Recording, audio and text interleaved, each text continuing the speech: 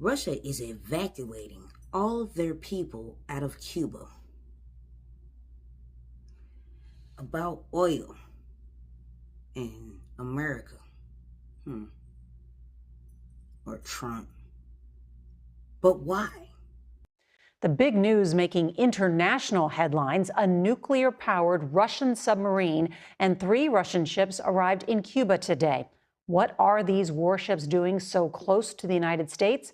CBS's David Martin reports tonight from the Pentagon. Having passed just 30 miles off Florida, a 4-ship Russian flotilla pulled into Havana today, led by a warship and a submarine, both armed with guided missiles and greeted by a 21-gun salute. While the submarine is nuclear-powered, U.S. officials say there's no indication it is carrying nuclear weapons. We, of course, take it seriously, but these exercises don't pose a threat to the United States. It's not the first time Russian warships have pulled into Cuba, but U.S. officials say this appears intended by Vladimir Putin as a high-profile response to the Biden administration's support for Ukraine. The frigate has been used in the past to test one of Russia's newest hypersonic missiles.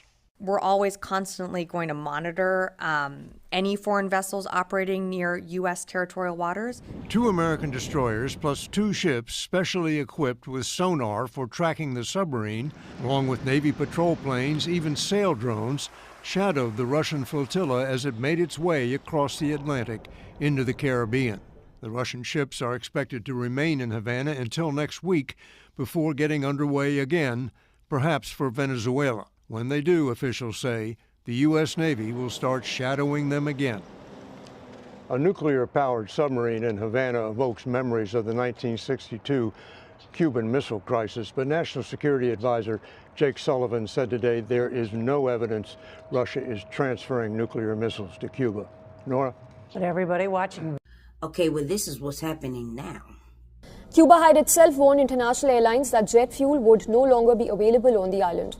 President Donald Trump's administration has declared Cuba an unusual and extraordinary threat to U.S. national security while escalating pressure on communist-run island. Washington even warned that Havana will no longer receive oil from Venezuela, which is a critical lifeline for its energy supply, while threatening tariffs on suppliers, including Mexico, if they continue shipping fuel to Cuba. Notably, 2 Mexican Navy ships arrived in Cuba with more than 800 tons of much-needed humanitarian aid as the island nation reels under the impact of tighter U.S. sanctions. Mexico's President Claudia Sheinbaum had earlier protested against the impact of Trump's tariff threats